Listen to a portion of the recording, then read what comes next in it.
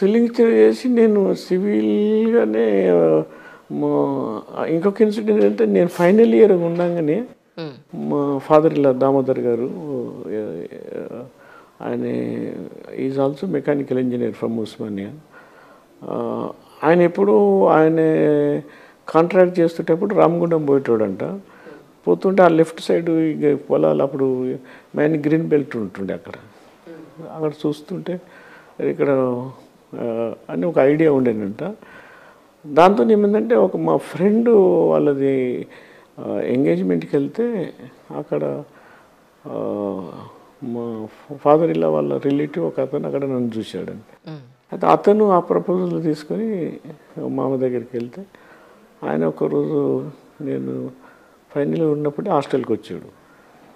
హాస్టల్కి వచ్చి నాతో మాట్లాడాడు, ఇట్లా ఉంది అంటే నేను చెప్పాను ఇప్పుడు మాదమ్మ ఊరు ఇట్లా మాది అగ్రికల్చర్ ఫ్యామిలీ, మరి మీరు హైదరాబాద్ వాళ్ళంటే ఆయన అప్పుడు చెప్పాడు మేము కూడా మహబూబ్ నగర్కి వెళ్ళి ఊరోళ్ళమే, మేము కూడా బాగా కష్టపడి పైకి వచ్చిన వాళ్ళు అని చెప్పాడు. అది నేను అంత ఇష్యూస్ అన్నీ క్లియర్గా చెప్పా, ఇట్లా ఉన్నది ఇది ఉంది, మా బ్రదర్ అగ్రి కావాలి, మా మదర్ కూడా ఓకే అయితేనే నేను అగ్రి అని చెప్పి. దెన్ ఈ side know that is my duty to convince your brother and mother అని మా ఫాదర్ ఇలా నన్ను కన్విన్స్ చేసి మళ్ళీ అక్కడ ఊరికి వచ్చి అక్కడికి వాళ్ళని ఒప్పించారు. అయితే నాది ఫైనల్ ఇయర్లో పెళ్ళైంది. యాక్చువల్లీ కాలేజీలో నేను యూనియన్ యాక్టివిటీస్ అవన్నీ ఉంటుండే.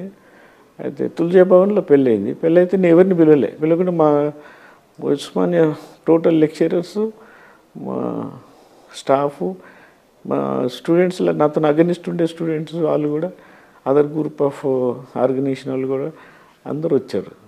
అయితే ఫైనల్ లవ్ మ్యారేజ్ సార్ మీది? లేదు, love marriage arrange marriage. Okay. But